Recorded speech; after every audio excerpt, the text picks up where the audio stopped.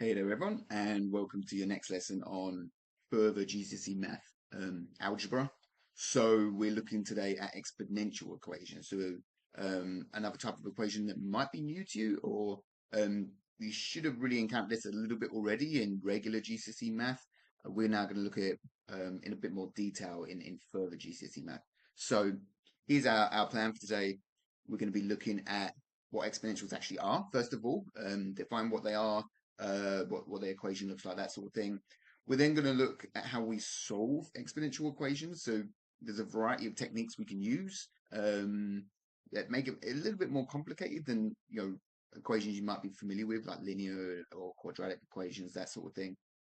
And then we're going to go on to exponential graphs.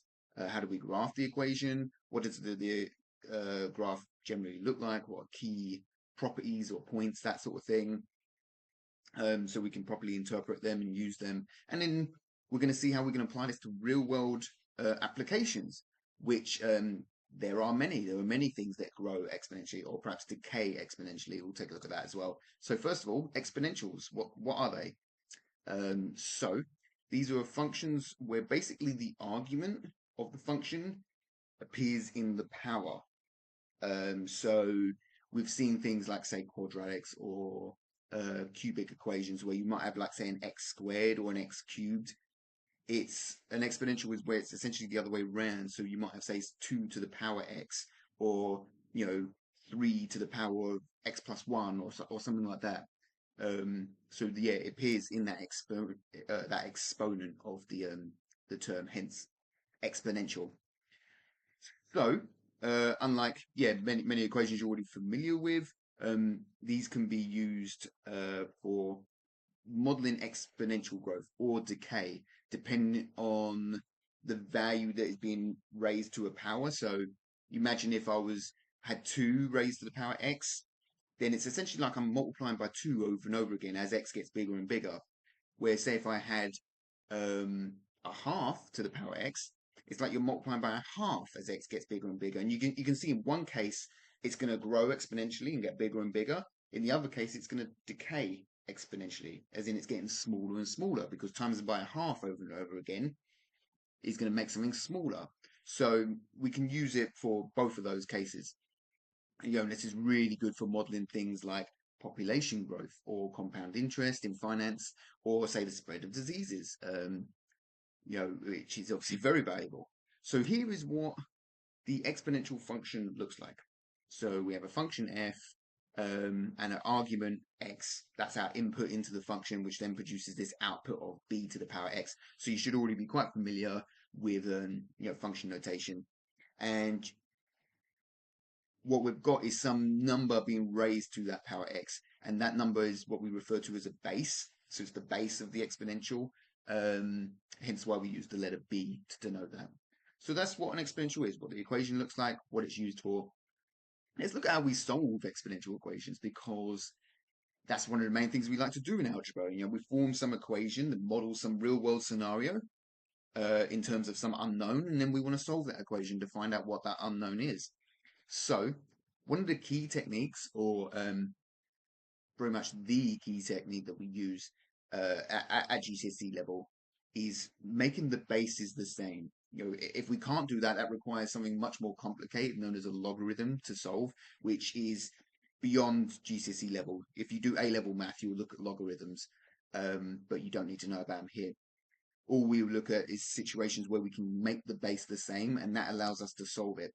So first of all, we need to make sure we're familiar with our indices laws, because they're used a lot in solving solving exponential equations.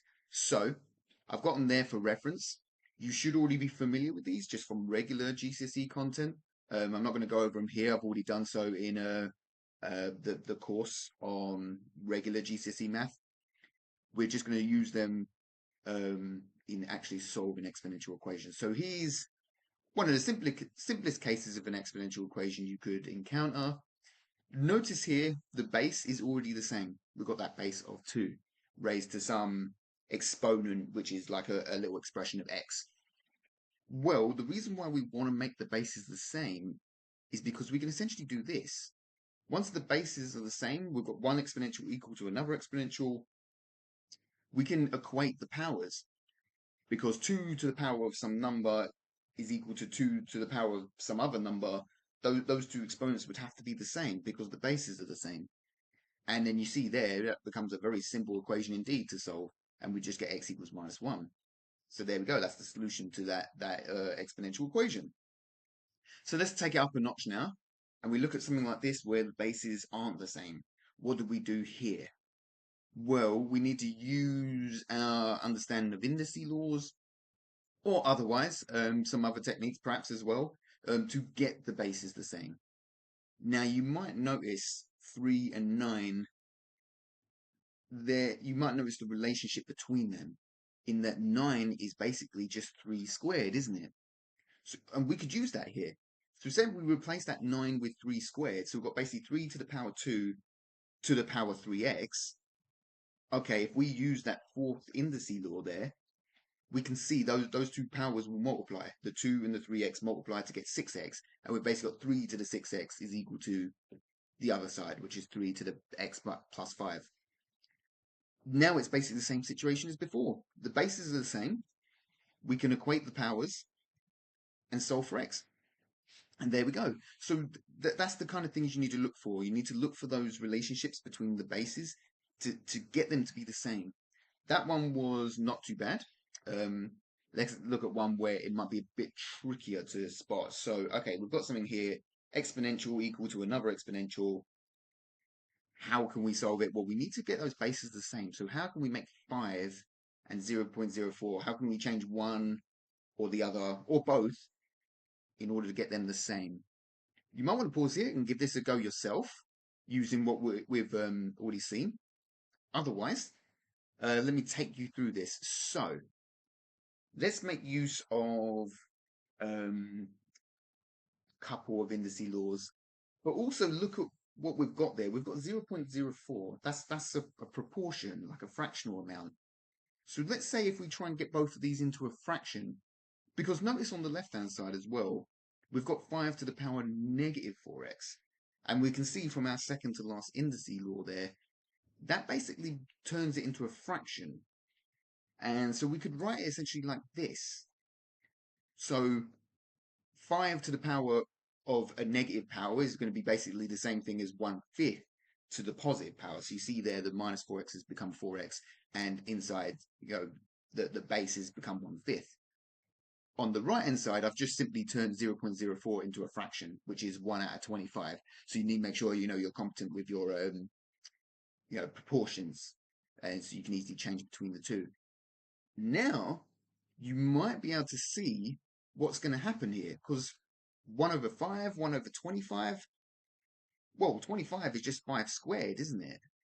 So what we could do is something like this, where you see that 1/5 to the power 4x. Well, say if I take a factor of 2 from that 4x, so it now becomes 1/5 to the power 2 to the power 2x. Well, 1/5 to the power 2 is 1/25, isn't it? And so you get 1/25 to the power 2x. And you see now we've got the bases matching again. And from here, it's the same story as before. You know what we need to do. We just equate the powers and we can easily solve for x. So the tricky part is getting those bases the same. But once you've got that, it becomes often a very simple problem indeed. So there we go. Let's now take it up a notch where we don't just simply have one exponential equal to another exponential. Let's say if we have something like this, where we've got 2 exponentials here, yeah, but then there's also this constant term of 1088. You often get a lot of big numbers with exponentials because exponentials grow very quickly. So what can we do here? Well, again, a good place to start is to get the bases the same. And we can do that here, can't we? Because you see 2, 4. Well, 4 is basically just 2 squared, isn't it? So you see on that first exponential, the 2 to the 2x plus 6, I've basically taken a factor of 2 out of that power. So it's 2 squared to the power x plus 3. And 2 squared is just simply 4, isn't it? So now we've got the bases the same. What can we do here? Because we can't just add them together because it's not the same exponent, like the powers are different. Well, can we maybe make the powers the same? Yes, we can, because what we can do is something like this, because that's using simply the first indice law that we have there, but in reverse. So you see, when we've got, say, 4 to the power x plus 3, when we're adding powers, that's the same thing as doing 4 to the x times 4 to the 3. So that's an important thing when it comes to indice laws. You need to be comfortable using them in both directions. It's a two-way relationship. You can go from left to right, or you can go from right to left. And that's what we're doing here. We're going from right to left to break this up. And if we simplify that, what, 4 to the power x times 4 cubed? Well, 4 cubed is 64. And then we've got 4 to the power x times 4. So we've just got 4 lots of 4 to the x. Now, notice what we've done. We've got an exponential there, the same exponential in both terms, 4 to the x and 4 to the x. So we can combine those together into one exponential like that. So that's great. That really helps us. And where do we go from here? So you might already be able to see what we would do here. Or you might want to pause here and see if you can finish this off by yourself. The way I'm going to do it here might seem a little bit long-winded, but it's going to help us in the next problem, because I want to introduce the idea of a substitution. So this here is a substitution where we make up another variable, which we typically denote as u, and this is what we refer to as a dummy variable. It's not a real variable, it's just the one that we've kind of made up to help us solve this. And you see, if I let u equal to 4x, you've basically got this now. And this should look very simple indeed to solve. It's basically like a linear equation at this point. We can just divide by 68 and you get u equals 16. But, like I said, u is just a dummy variable. We don't care about u. What we want is x. So we have to substitute back once we've finished using our substitution. And we've got essentially 4x, 4 to the power x, sorry, is equal to 16. Well, notice 16 is just 4 squared. Again, we want to get the bases the same. Even when we've got something like a whole number like 16, you want to be able to spot that that is basically 4 to a particular power, to the power 2 in this case. And from here, we can just easily read off that x is going to equal to 2. So, to recap what we did there, we had to try and get the bases the same first, which we could do quite easily. We got a base of 4, but the exponents weren't quite the same, so we couldn't combine them together. So what we did is we split them up using that first indice law in reverse. That allowed us to essentially combine the exponentials together, and then by making an appropriate substitution like this, it became very easy to then solve for that substituted variable. And once we knew what u was, it wasn't too hard to then work out what x is going to be. So, one last problem, probably the trickiest kind of problem you could come across, which requires us to make a substitution, and we produce something known as a quadratic form. So you might want to take a look at this yourself, pause for a second and see if you can see what that substitution might be. Make that substitution, and you might be surprised what you're going to find. So give that a go now if you want. Otherwise, the substitution we would make here is going to be u to the 2x. Now, notice we don't have, sorry, not u to the 2x, u equals 2 to the power x. Notice that we have a 2 to the power x, but the other exponential is not 2 to the power x, it's 2 to the power 2x. But notice that that is just basically 2 to the power x squared. So you're raising to one power to another power, and they end up multiplying, don't they? So if we substitute this in, that first term is essentially just going to be u squared. The next term is minus 24u, and the minus 28 I've moved over to the other side to produce something that should be looking very, very familiar to you. This is basically just a quadratic equation. And you can go ahead and solve this quadratic equation in any way you prefer, but we can easily factorize this like this, which is normally the simplest way to solve a quadratic if you can spot that factorization. and we get u equals 8 or u equals 16. So you see we get two possible solutions here. Um, Again, we don't really care about u. U is just a dummy variable. We want to find out what x is. So what we've got is 2 to the power x equals 8 or 2 to the power x equals 16. Well, notice again, 8 and 16 are both powers of 2. 8 is basically 2 to the power 3. 16 is 2 to the power 4. Therefore, x is equal to 3 or it's equal to 4. And we get those two solutions. And as always, you could always substitute those values back into the original equations to confirm that they are actually correct. So it's really good. You can always check that your solution is correct.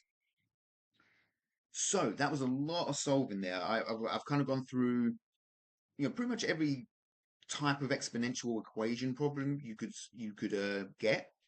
You see, a lot of it is about making the basis the same, using indice laws in clever ways, or sometimes having to make a substitution like this to help us solve it, to create something like this, like a quadratic form. So it's something that is essentially in the form of a quadratic, even though it might not first appear like it is, but making a substitution helps you see that quadratic equation. This is something you'll encounter more and more, certainly if you're going into A-level math. So yeah, make sure you're comfortable with that idea of a quadratic form.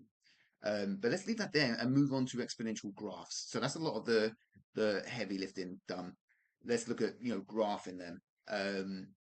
And say if we had an equation like this, an exponential equation of y equals 2 times 3 to the x. So we saw before where the exponential equation is some base to a power x, but it could also be scaled by some number like this, like times them by 2. It's essentially just going to stretch the whole graph by a factor of 2, isn't it, vertically? So if we wanted to plot that, how do we plot that? Well, I don't want to dwell on this too much because there's not too much to it. We plot it in very much the same way we do any non-linear equation. So with a linear equation where it's a nice straight line, we can kind of just find, say if we know 2 points, we can essentially just draw a straight line through those 2 points. Something that's curved, we have to generate a whole bunch of points. So we create a little table like this, if we're trying to look at this graph between -5 and 4, and then we need to generate all our y values for various values of x. So you see there, I'm substituting x equals -5, -4, -3, so on, all the way up to 4. And you get these different values. We can put that into our table like this, and then we just have to plot those points. And you see like this, it's going to be very, very small for a while. And then as we get up into those positive values of x, it's going to really skyrocket. It grows exponentially. And then in order to actually now draw our graph, we have to draw a nice smooth line through all those points. You don't connect them up with straight lines. That's not right. This is a curve. It needs to be a nice smooth curve through all those points. So you're probably familiar doing this with quadratics. You're essentially just doing the same thing, but with a different equation now. Right, so let's look at more like sketching the graph and key points and key properties to be aware of the exponential graph. So, just like sketching other nonlinear functions, yeah, we're interested in key values and the overall shape of the curve. Such key values might be the roots or y-intercept or turning points or asymptotes, which we can determine in a similar way. Not every equation will have all of these things, and the exponential equation certainly doesn't. So a general exponential equation will look like this, where it crosses the y-axis at a particular value. You might want to pause it and see if you can work that out for yourself. Like think about what is happening at the y-axis. Otherwise, recall that at the y-axis, x is basically 0, isn't it? And if we put x equals 0 into this equation, we get b to the power 0, which is just going to be 1. Anything to the power 0 is 1. It doesn't matter what b is. So therefore, y is just going to be a. And so you see, whatever that value is, we're going to cross the y-intercept is going to be that value a at the front that we're multiplying by. Another property of the exponential equation is an asymptote that I've drawn there as a red dashed line, and it's going to be right across the x-axis. So an asymptote, we're going to be looking at this more in future lesson on limits. So it's basically just a line, like an imaginary line that your curve gradually approaches. It gets closer and closer and closer to, but it never quite touches. So you see, as we're going down into really, really negative values of x, it just gets closer and closer to zero, closer and closer to the x-axis, but it will never quite reach it. And that's it. I mean, there's not too much to do with an exponential. It's quite a simple equation. It's got this asymptote and it crosses the y-axis at that value a.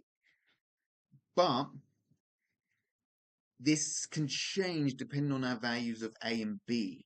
So um, what I mean by that is what range of values do they belong to? So are they positive? Like a and b, are each one of them positive or are they negative? And also another thing to consider with certainly with b is it between 0 and 1 or 0 and minus 1? Or is it outside of that? Is it greater than 1 or greater than less than minus 1? Because remember, when it's in between, say, minus 1 and 1, you essentially got a fractional value. So it's not growing exponentially, it's decaying. So take a look at this graph and see if you can perhaps work out what the range of values of A and B must be. Um, if you are not sure, let me help you with this first one. It's going to be basically, they're both positive in this case. So you see where A is above the x-axis, so it's a positive value. And B, because it's growing exponentially, that means it's going to be a as we go from left to right in X, you see the graph is going shooting up, not like converging down to the x-axis. What about this one here? So I've just changed one thing. What have I perhaps changed here? So again, you might want to pause and see if you can work this out for yourself. Otherwise, what's gone on here is I've basically negated the A value. So you see, if you was to negate a graph, just like any other graph, what it's going to do is essentially mirror in the x-axis, because all y values that are positive will go to negative, and any negative values will go up to positive. And you see here, it's all positive values before, so now they shoot down to negative values.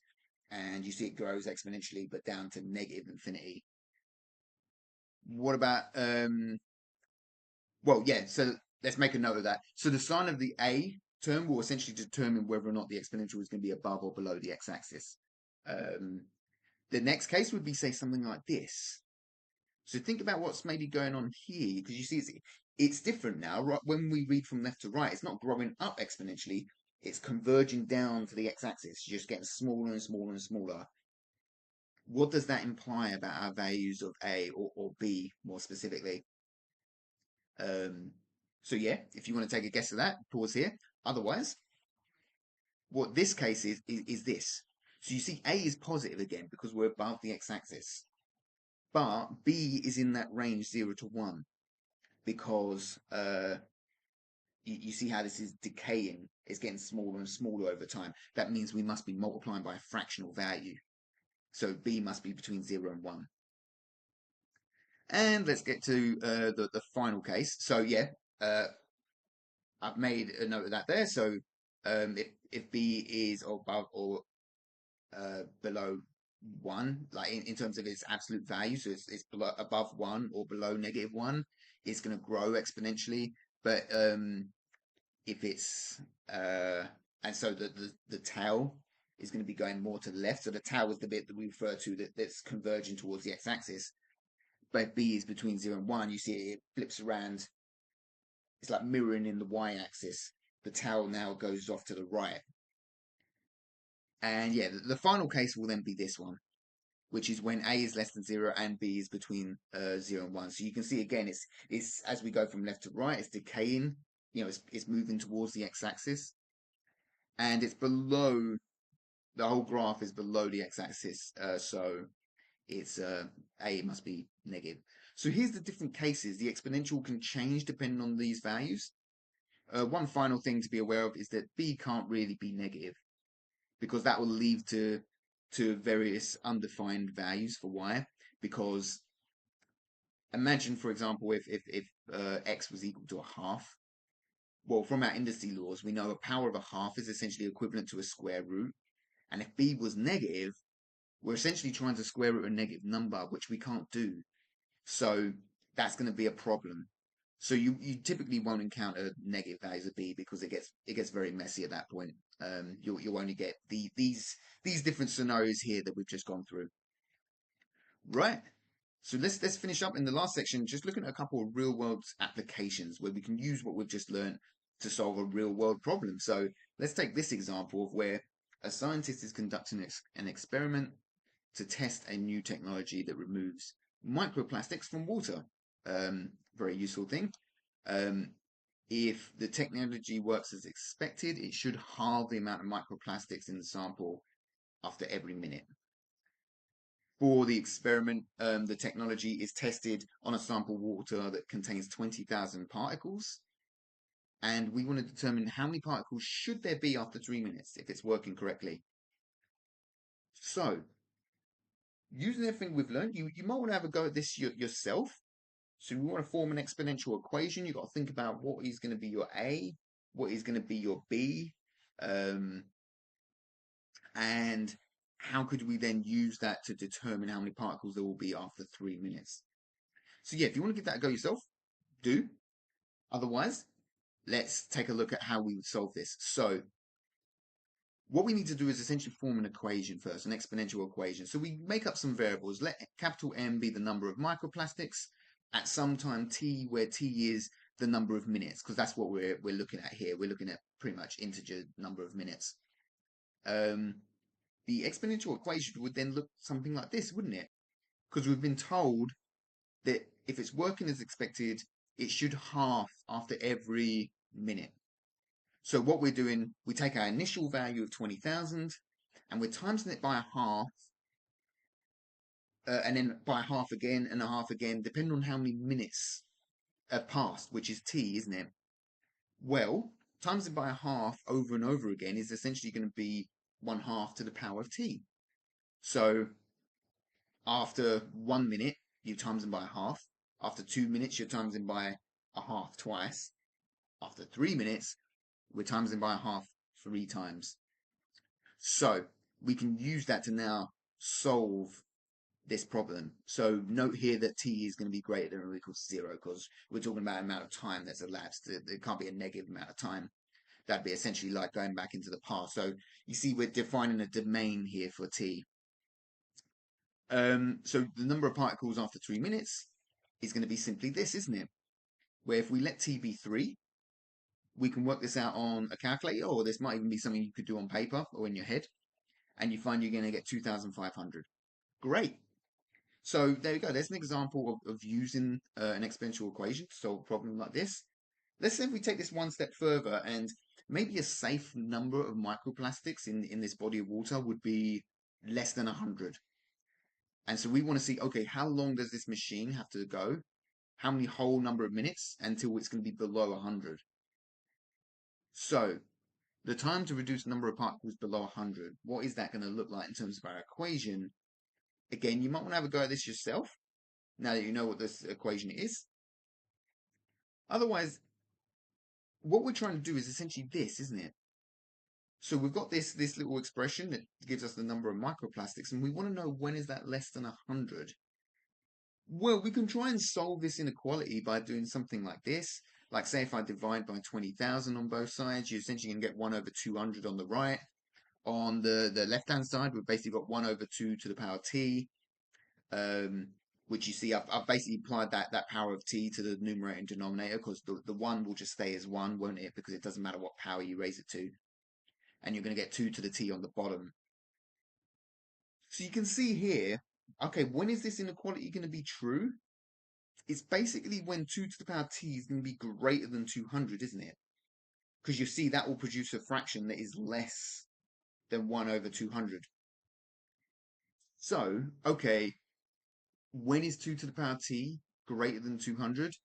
This for us requires just a bit of trial and improvement.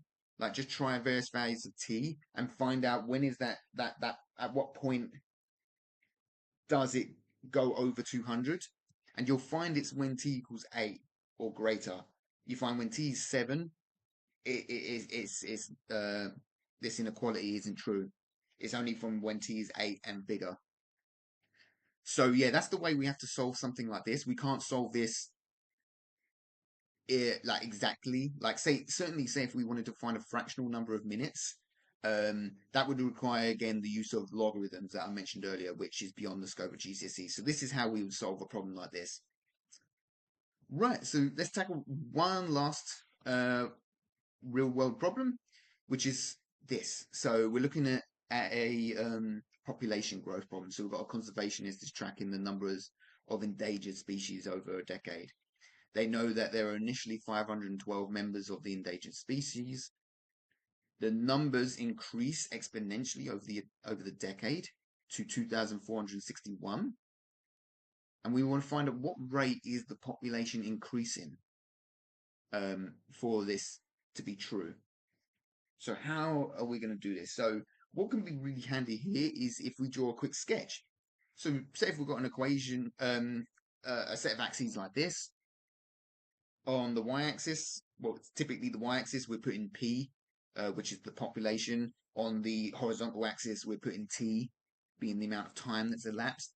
We know initially there's 512 members of the species, and at some later point, like 10 years into the future, we have 2,461. So that would be this coordinate here. And we're told that this is growing exponentially. So there's an exponential equation that defines this. So looking at this, you might know how to form the exponential equation now based on what we've seen. So again, yeah, you might want to give this a go yourself. See if you can determine what the equation is going to be based on what we've learned about exponentials. Otherwise, let me show you what we'll do here. So notice it crosses the vertical axis at 512. And we know in our general form for an exponential, you know, y equals a times b to the power x, or in this case, p equals a times b to the power t. We know that a value is going to be 512. So my base in this case, I'm going to use the letter r, which is sometimes something that's used, is what stands for ratio. When we're multiplying by something over and over again, we often refer to it as a ratio. So we've got 512 times by this ratio, this rate of population growth to the power of 10, because we're going 10 years. So we're timesing by that increase 10 times, and it gets us a new population of 2,461. Well, great. We've got an equation here of just one unknown. We can solve this. So what we can first do is divide both sides by 512, and we'll get r to the power 10 equals 2,461 over 512. And then to find r, what we have to do is take the 10th root. So just like when you've got, say, r squared equals something, you would take the square root. It's the same idea to take the, because we've got r to the 10, to find r, we need to take the 10th root, which is something you would absolutely need a calculator for. So you can do the 10th, so you need to make sure on your calculator you're comfortable doing something like this, taking the 10th root, or using our indices laws. We know this will be basically the same thing as going to the power of 1 over 10, or to the power of 0.1, whichever way you want to do it. You put this into a calculator and you'll get an answer of 1.17. And what does that mean? What is the rate of growth here? Well, it's basically 17%, isn't it? If you times, if you remember back to doing things like, say, compound interest, when you times by, say, 1.17, it's basically like you're taking 117% of something. So you're taking the original value and adding 17% on. So that's how to interpret that value there. It's basically saying that this population is growing by 17% every year. Right. So that's it. So we've done a lot there. We've pretty much covered everything we need to know on exponential. So let me leave you with a challenge question on this, which is a particularly challenging problem. There's a lot going on here. So here's the situation we've got. We've got two exponentials plotted on the same graph here. But one of them is got this value of k added to it, where k is just some constant.